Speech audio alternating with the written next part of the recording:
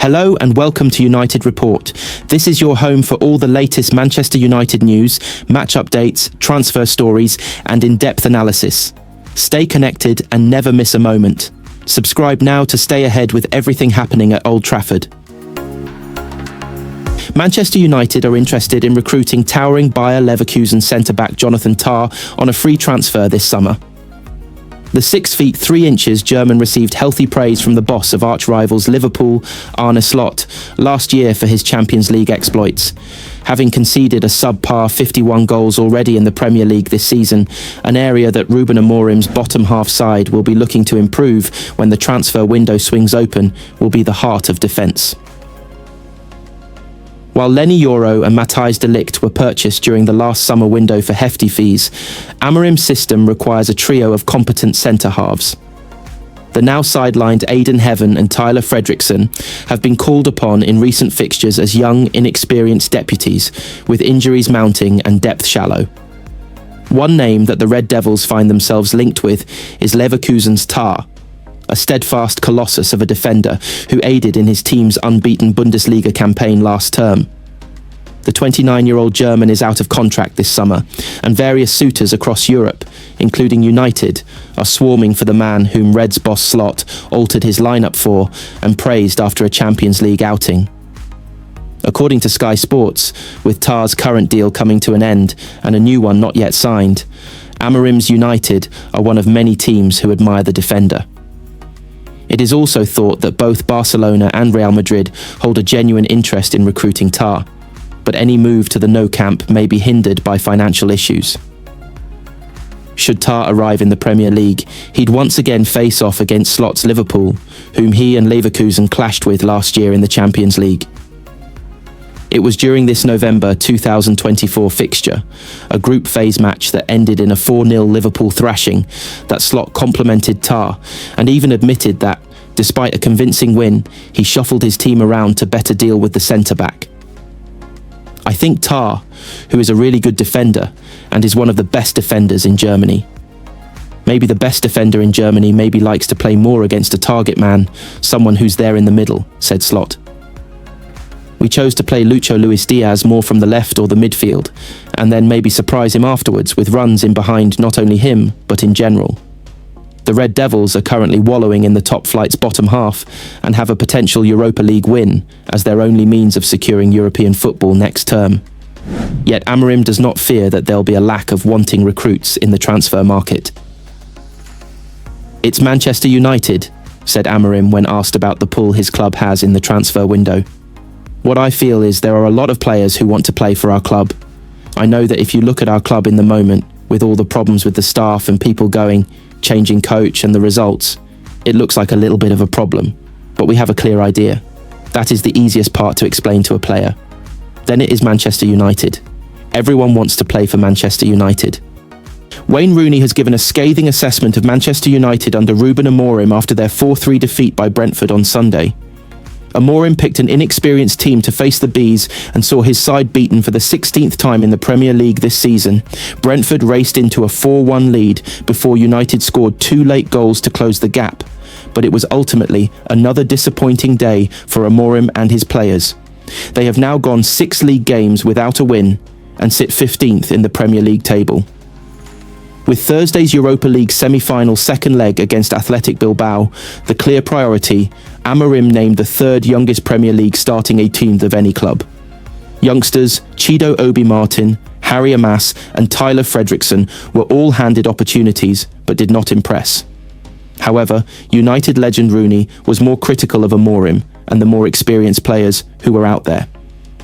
Speaking on Match of the Day too, he called out Kobbie Mainoo for switching off for 2 of Brentford's goals, and Amorim for fielding substitute Amad Diallo out of position at right wing-back, and for putting a disjointed team together, which put no pressure on the ball and lacked intensity. Expanding on Rooney's points, ex-Liverpool midfielder Danny Murphy said, "It is about intensity, but with wing-backs, different to a back 4, it allows you to go and press, because you've got the extra centre-half behind you. But surely that's what they do in training, no? If you're a coach of a system, the basics of this system with wing-backs is they press the wide men quick, and it doesn't look like they're doing it. It's bizarre for me to see." Rooney replied, "It's strange, because that's why you play a back five with wing-backs. They have to put pressure on the ball, or otherwise you get outnumbered in the midfield, and the ball comes back into midfield. It was strange, but they had a lot of young players. There was a lack of movement and a lack of know-how on the pitch," he added. "They've got a 17-year-old lad up front, the youngest ever, to start up front for United, and they're just launching balls up to him.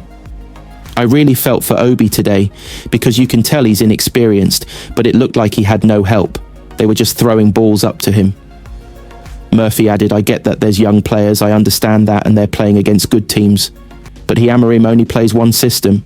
He's not mixing things up, personnel and system, and he's been there a while now. When you play a system that much and you work on it in training, surely we can see more improvement, irrelevant of who is playing, because they should be organised in that system." Rooney responded, "You'd think so, but I think the second team are playing a back four, which I found strange, because those players who are coming into the first team now with the under-23s or under-21s are playing a different system.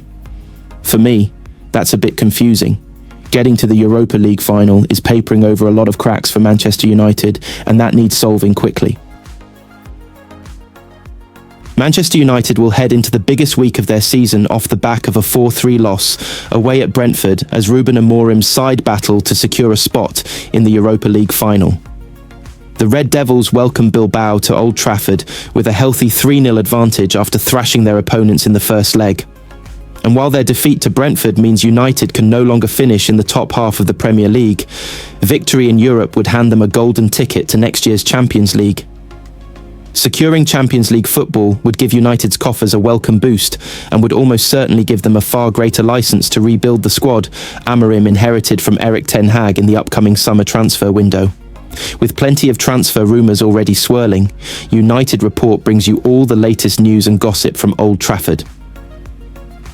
Manchester United want to pair Matheus Cunha up with Bryan Mbeumo as part of a new look-attacking unit, it has been claimed. The Red Devils have been in talks over a deal to sign Cunha for weeks, and Mbeumo has now emerged as a target following another remarkable season in Brentford colours. The Telegraph claim that United want to sign Mbeumo this summer, though it's unlikely they will be alone in their pursuit of the Cameroon star. Mbeumo is said to be valued in excess of £60 million, while Cunha has a £62.5 million release clause written into his contract.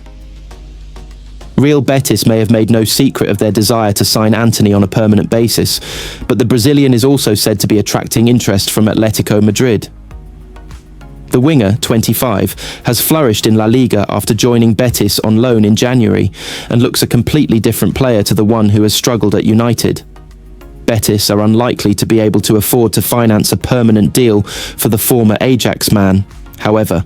And not only are Atletico keeping a close eye on the situation, they have already inquired about a potential summer deal, according to reports in Spain.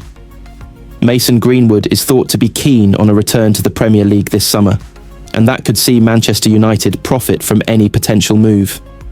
The Sun have reported that the novelty of playing abroad has worn off for Greenwood, who spent time on loan with Getafe last season before joining Marseille permanently in the summer.